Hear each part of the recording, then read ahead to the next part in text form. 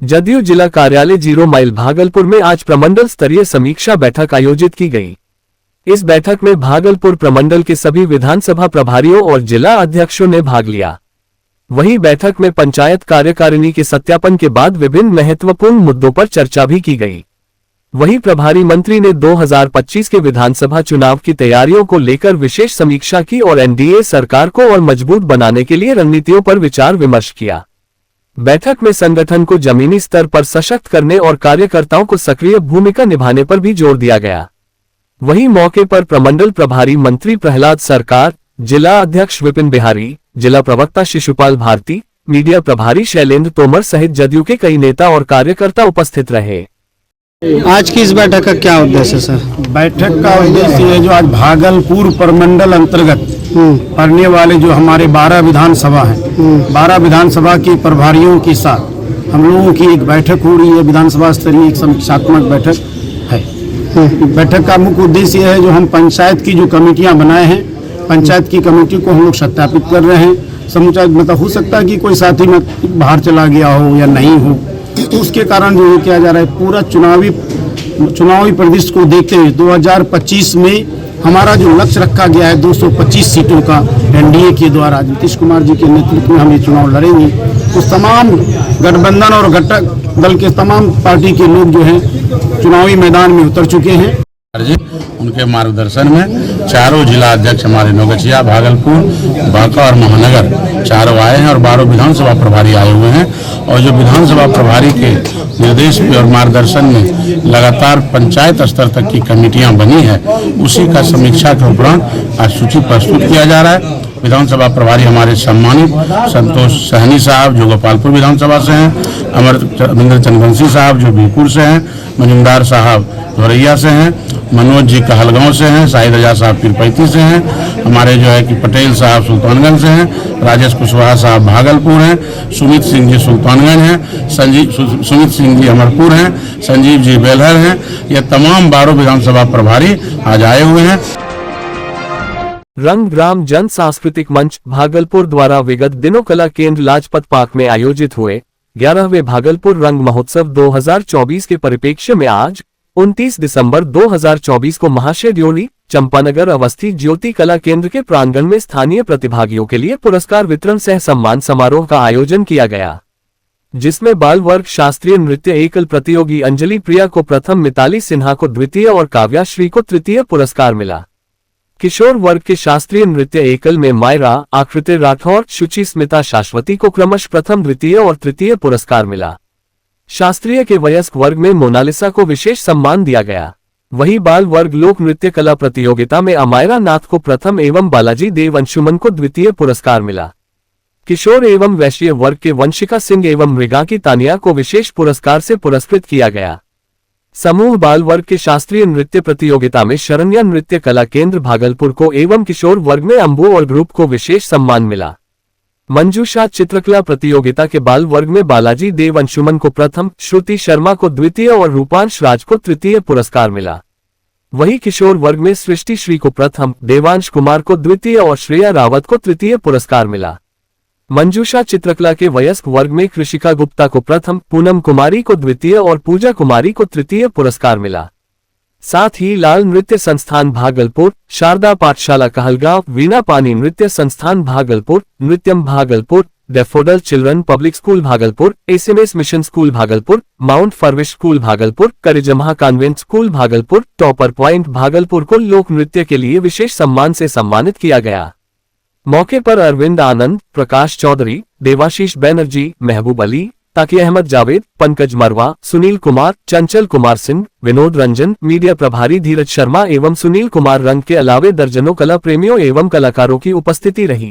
ग्राम जन सांस्कृतिक मंच द्वारा विगत दिनों 21 दिसंबर से 23 दिसंबर को कला केंद्र में आयोजित हुए 11वें भागलपुर रंग महोत्सव के आलोक में स्थानीय प्रतिभागी जो लोक नृत्य, शास्त्रीय नृत्य और मंजूषा चित्रकला में प्रतियोगिता के अंतर्गत भाग लिए थे और साथ ही जो प्रतिभागी मंच पे प्रदर्शन किए थे उनके लिए सम्मान समारोह और पुरस्कार वितरण समारोह का आज आयोजन किया गया है।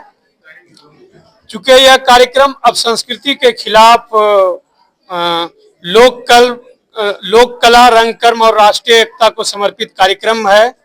और ऐसा नहीं है कि रंगराम का यह जो 24वां वर्ष जो समापन होने जा रहा है, कुल मिला के अब तक 8 प्रस्तुति हुई है, शहर में भी और अन्य दूसरे जगह भी 8 कार्यक्रम पूरा कर लिए हैं।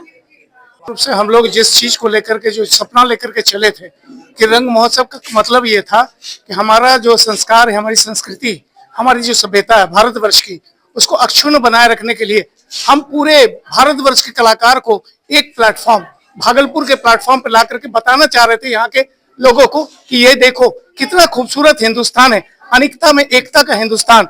तरह तरह के रंग बिरंग, तरह तरह का भाषा, तरह तरह का जो है लिबास पहने हुए, और वो जो स्टेज पे जो परफॉर्म करते हैं, भले ही वो उसकी भाषा हम नहीं समझ पा रहे, लेकिन उसका कला इतने आराम से समझ लेते हैं। नाटक में हम बैठे रह जाते हैं, 3 घंटा 4 घंटा नाटक चल रहा है, लेकिन हम उसको देखते हैं, हम हर चीज समझ पाते हैं। तो ये कला की कोई भाषा नहीं होती।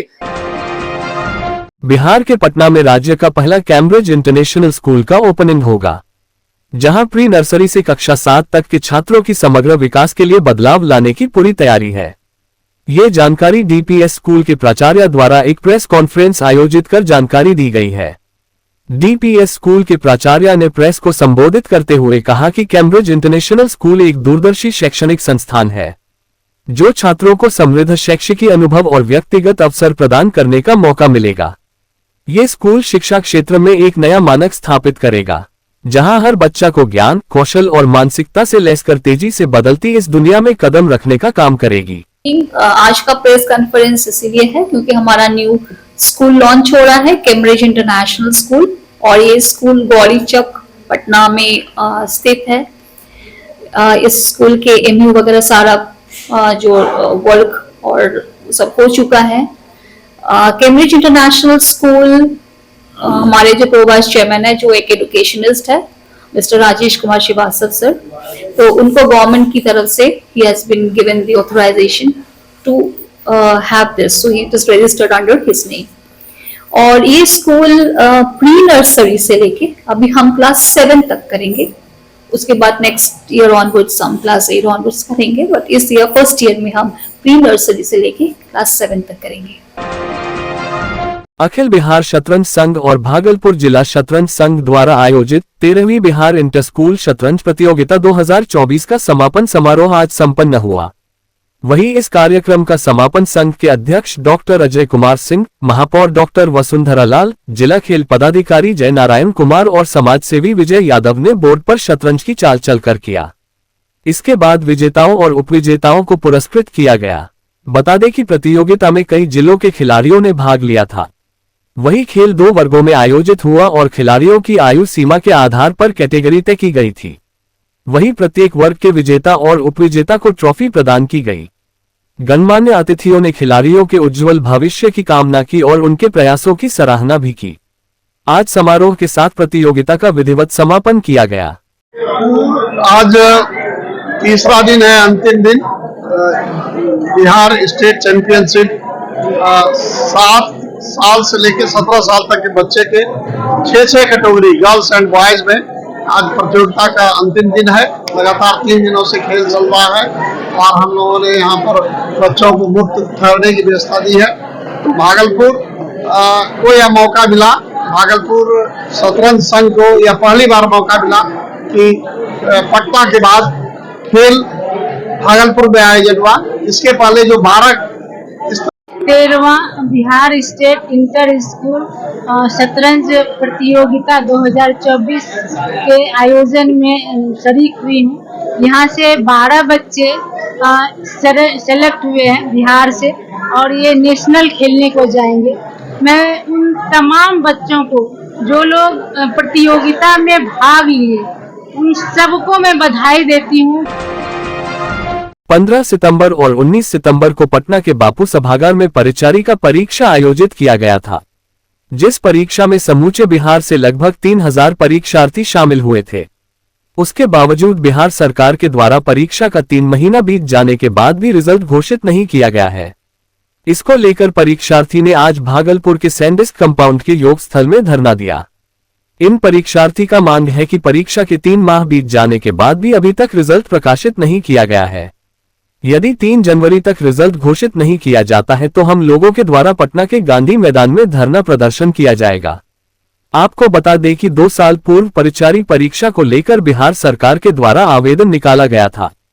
परिचारी का एग्जाम हम लोगों ने बापू सभागार पटना में दिया है, जो दिनांक 15 सितंबर को दिया गया है और 19 सितंबर को दिया गया है। जो परीक्षा हम लोगों का ऑफलाइन बापू सभागार पटना में लिया गया था और एग्जाम लेने से आज 4 माह लगभग पूरे हो जाएंगे और अभी तक में बीएसएससी और समान प्रशासन के द्वारा परीक्षा का फल घोषित नहीं किया गया है, परीक्षा का परिणाम घोषित नहीं किया गया है। हम लोगों के छात्र में पूरा आक्रोश है, हम लोग आक्रोशित है, हम लोग भुखमरी के कगार पर है। हम लोग का उम्र 50 बरस 52 बरस हो गया है।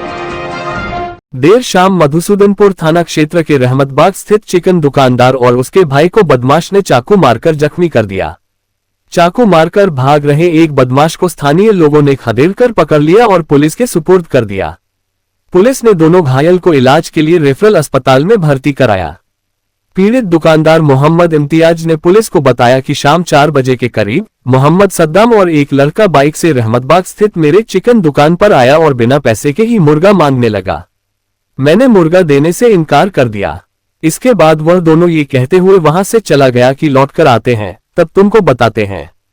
शाम करीब 6:30 बजे के करीब फिर दोनों दुकान पर पहुंचा और बिना कुछ बोले ही चाकू से हमला करना शुरू कर दिया, जिससे मैं जख्मी हो गया। जब मेरा भाई मोहम्मद बाबुल हमें बचाने आया तो उन लोगों ने उसके कमर के बाएं तरफ चाकू से हमला कर दिया, जिससे वह जख्मी हो गया। हो हल्ला का आवाज सुनकर आसपास के लोग जुट गए और उन लोगों ने बदमाश सद्दाम को खदेड़ कर पकड़ लिया। प्रखंड आपूर्ति पदाधिकारी ने शनिवार को ललमटिया पुलिस के साथ बर्तन कारोबारी राजेश कुमार के दुकान और गोदाम जांच के लिए पहुंचे थे। राजेश कुमार का ललमटिया थाना क्षेत्र के टमटम चौक, नाथनगर के गोलदार पट्टी और सीटीएस रोड में बड़ा दुकान व गोदाम है। उक्त तीनों दुकानों पर एमओ पहुंचे और सघन जांच किया। तीनों दुकान पर बर्तन के अलावा इलेक्ट्रॉनिक व अन्य सामग्री मिला, जिसकी कीमत करीब 5 करोड़ रुपए बताया जाता है। दुकानदार से दुकान का लाइसेंस, कागजात व जीएसटी की मांग की गई। दुकानदार ने अधिकारियों को कोई भी कागजात नहीं दिखाया, न ही जीएसटी का कुछ दिखा पाए। इसके बाद उसे पुलिस ने पूछताछ के लिए ललमटिया थाना लाया। वहां पूछताछ के बाद उसे पीआर पर छोड़ दिया गया। बताया जाता है कि दुकानदार कई साल से करोड़ों का व्यापार फैलाए हुआ है, पर उसके पास कुछ भी जरूरी लाइसेंस नहीं है। बिना लाइसेंस के वह बड़ा कारोबार चला रहा है। इसकी शिकायत किसी ने वित्त मंत्री से की थी। इसके बाद जिलाधिकारी को शिकायत ट्रांसफर किया गया था। डीएम ने संज्ञान लेते हुए टीम बनाकर जांच करने को कहा था। उधर पुलिस और एमओ के पहुंचने के बाद आसपास में दुकानदारों की भीड़ जुट गई थी। एमओ कुमार अभिजीत ने बताया कि डीएम के निर्देश पर जांच की गई थी। दुकानदार के पास कोई भी कागजात नहीं था, जीएसटी का भी कुछ नहीं था। एमओ ने बताया कि जितना बड़ा कारोबार है उससे अनुमान लगाया जाता है कि माह का लगभग 2.5 करोड़ का ट्रांजैक्शन होगा। पूछताछ के बाद उसे तत्काल छोड़ा गया है। उन्होंने बताया कि दुकानदार के पास दुकान का किराए का भी कोई इकरारनामा नहीं था। आगे जांच चल रही है। जांच के बाद वरीय अधिकारियों के निर्देश पर कार्रवाई की जाएगी। बीते 5 दिन पूर्व नाथनगर थाना क्षेत्र के पुरानी सराय गांव में अचानक आगजनी की घटना में 3 परिवार के लोगों के घर का सारा सामान जलकर राख हो गया था, जिसमें एक परिवार की बच्ची की शादी थी। उसके शादी के जेवरात, नकदी सहित अन्य सामान भी जलकर खाक हो गए थे। रविवार को एसएमएस फाउंडेशन शारदा मानव सदन के द्वारा पीड़ित परिवार के बीच सूखा राशन और वस्त्र का वितरण किया गया।